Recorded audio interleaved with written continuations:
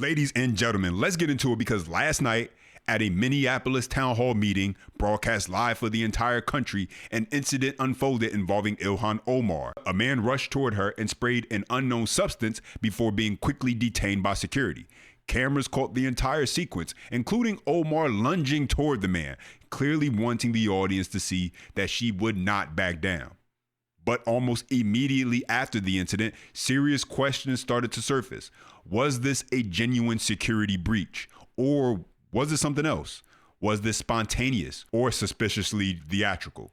Was this real or a made-for-TV moment with all the right elements, all the right angles, and all the right timing? And so we have quite a bit to get into today. As always, smash the thumbs up. That's how you let me know you like the video. Subscribe to stay locked in with the content and share this video. That way more people see what's really going on. Let's get into it. And so Ilhan Omar has been having quite an eventful few weeks. We know President Trump publicly called for an investigation into Omar and her finances after reports surfaced claiming she went from being relatively broke to having a net worth of $30 million in less than a year, basically, on a congresswoman's salary. At the same time, her husband's winery came under increased scrutiny following several financial findings, along with questions surrounding their venture capital firm, Rose Lake Capital. And that's not even mentioning the ongoing welfare fraud investigations tied to programs operating in her district in Minneapolis, Minnesota. And so, lo and behold, at a town hall meeting, one that was broadcast live with a heavier media presence, Omar was suddenly attacked by a man described as crazed who sprayed her with an unknown substance before being restrained. And now, at least in my opinion, and clearly no political violence is ever condoned, there's something that feels a little bit off when you kind of start to examine these things. The timing, the setup of it all.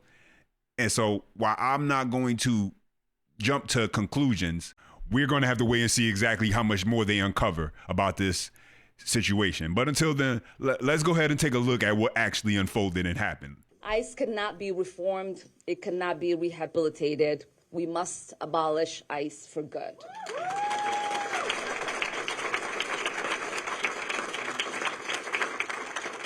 And DHS Secretary Kristi Noem must resign or face impeachment.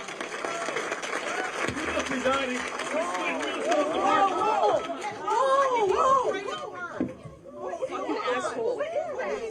I don't know. Oh my God, he sprayed something on her. I need a napkin to know nothing.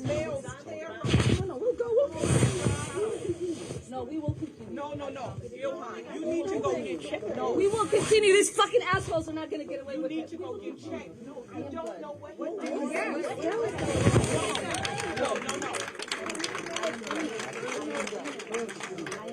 That's whatever it is smells so bad. She needs to go get checked. I don't know that's what that That's was. what they want. Please don't let them know. It's not about him, Ilhan.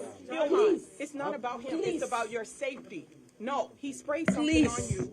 You need to go get checked. Yeah, and it smells terrible. We're going to keep talking. Just give me 10 minutes. Just give me 10 minutes. I beg you. Please don't let them have the show. Please don't let them have the show. Please don't let them have the show. Here is the reality that people like this ugly man don't understand. We are Minnesota strong, and we will stay resilient in the face of whatever they might throw at us.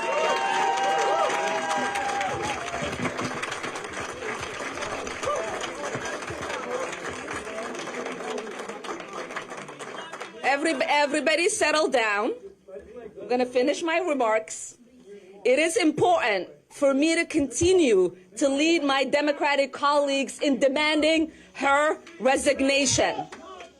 And so you heard that. And so something that immediately came up was, how could you be so certain that whatever it is, this crazed individual who clearly had it out for you, how could you be so certain that whatever he sprayed in your face, on your clothing, wherever it ended up landing, how could you be so certain that it wasn't deadly, that it wasn't something that could actually have long-term effects? Not just on her, but they're in a room full of people.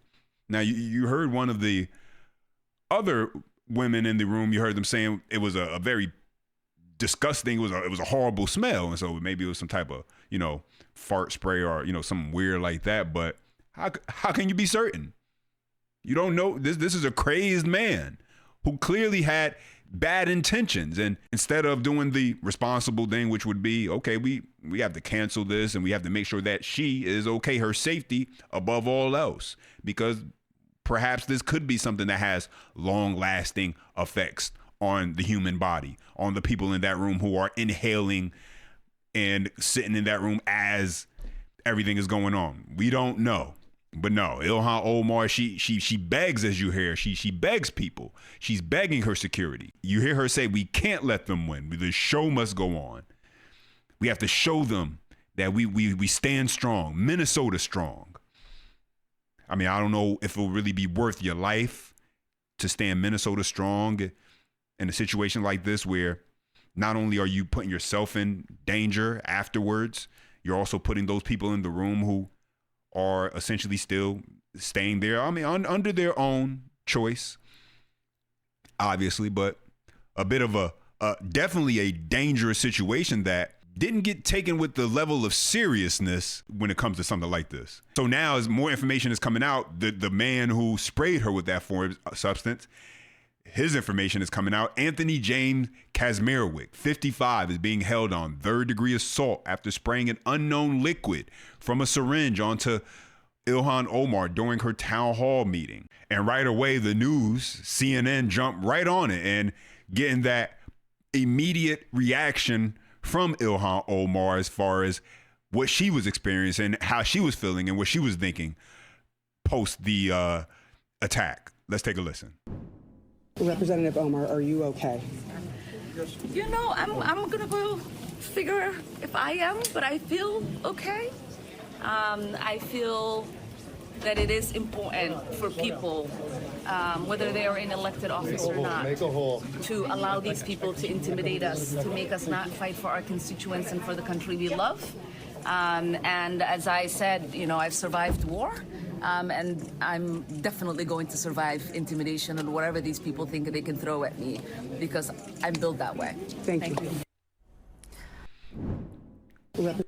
And so that brings us to CNN melting down over President Trump's comments regarding Ilhan Omar being charged and sprayed with an unknown liquid during a town hall on Tuesday. When asked by ABC News if he had seen the video, let's take a listen. I do want to mention also, because we are hearing from the president on what happened to Ilhan Omar, instead of calling her, as would be the normal course of events when someone is attacked, often the president will, in general terms, call up someone and check to see if they're okay and how they are doing, no matter what party they're in. Here is what he said, though, to ABC News. He told ABC News, after he was asked about what happened to Congresswoman Ilhan Omar, what he thought happened. He says, no, I don't think about her. I think she's a fraud. I really don't think about that. She probably had herself sprayed, knowing her. So he is trying to start this conspiracy theory that Ilhan Omar herself somehow orchestrated this. That is a lie. We were there in the room. We saw what happened. This man jumped up, seemed very disheveled, and then was tackled to the ground. She was frightened by this, but she did try to fight back in her own way. That is what we saw on the ground. Meantime, you have this whole issue, this whole apparatus here of the president trying to figure out, it seems, how to de-escalate the situation, but then you hear comments like that and it escalates things right back to where they were. John and Kate. And so you heard that. But CNN, how do you know? All they know is what they saw. In short, it could very much be true. We don't know right now as far as things go. The idea that because you were there in the room and you saw that she was noticeably afraid and that this man was definitely trying to cause her harm in whatever manner that he was looking to do so. And so that clears up everything as far as this being a real event, a fact that this was legit. Nothing about this could possibly be staged. That's very presumptive, assuming that we haven't had an investigation, haven't looked into the background of this gentleman, haven't had time to allow the situation as far as find out what the substance was that was actually sprayed on her. What was it? Some type of chemical agent? Was it something just a fart spray or some, disgusting like that? Or was it something that was actually more deadly and could actually have caused her harm? We don't know any of this information right now, but they want to make sure to tell the viewers, trust us. We know this was legit. We were there. But now what's happening is people are dissecting the video and they're noticing a few things as far as, and obviously this is all circumstantial. We don't know. It could just all be coincidence at this point. But one person says, odd, Ilhan Omar gave a quick glance at the guy right before he stood up. And so we take a look here. Resign or face impeachment. And you see the quick nod. And listen, all of this is obviously circumstantial. No one knows. It could be just a body movement for all we know, or it could be something more nefarious. But there are just a few things that have come to many viewers' suspicion as far as that happen to be helpful coincidences, I guess you could say, maybe is a roundabout way of putting it. One person saying, so the cameras were stuck on the sloppy guy that just happened to be sitting in the front row aisle, seated before Ilhan Omar went on. Totally not staged. And so notice right here, the camera getting a very clear shot to let you know who this guy is. You see him. Hi, everyone. I'm Hennepin. And you see that right there. And you see it from another angle. Secretary Christie pointing out the fact that resign or face impeachment. As the guy doesn't really come towards her, he kind of goes right into the arms of the security guard, someone who's trying to cause and do harm rather than actually lunge and go towards her. He actually does the opposite. He goes away from her while she lunges towards him. I mean, these are just my observations as far as watching the video. Once again, we don't know as far as the legitimacy, as far as is this stage, is this not. We only can go off of the information we have right now as more information will become available to us. A lot of the spotlight has been on Ilhan Omar as of late, as I mentioned earlier. Eventful past couple weeks due to her finances, due to the businesses her husband have, and the fact that they seemingly have kind of came out of nowhere as far as these businesses and the profits and the revenue they've been able to generate, allowing them to accumulate such great wealth. And so let's take a listen to this. Another major asset she listed in her financial disclosure is this winery. What does a Somali know about wineryism? Okay, that was in 2023. That was worth, according to Ilhan Omar's own financial disclosure form, between $15,000 and $50,000. But on her financial affidavit from a year later, that same winery was listed at a value of between $1 and $5 million. Just real quick. Why does a Muslim own an alcohol company? I thought that wasn't a thing in Islam. Anyway, it gets weirder. Up until yesterday, Benny Johnson was able to find their supposed inventory bottles and all the things they had, their office location, and a bunch of other information on the business. But as of today, those sites are totally shut down, and any mention of their website has been wiped off the internet. I'm talking gone. The Wayback Machine, all these other crafty little archive sites, everything is gone. Like deleted the root service. I called my computer buddy Jim. He couldn't even find it. It was some fancy AR jargon bot machine for recovery. I don't even know, he was explaining it to me. He couldn't even find it, which is weird that a company that boasted an award-winning wine, the quote double gold winner in 2022 San Fran Chronicle competition, with a corporate value of up to $5 million, would just vanish into thin air. They didn't sell it.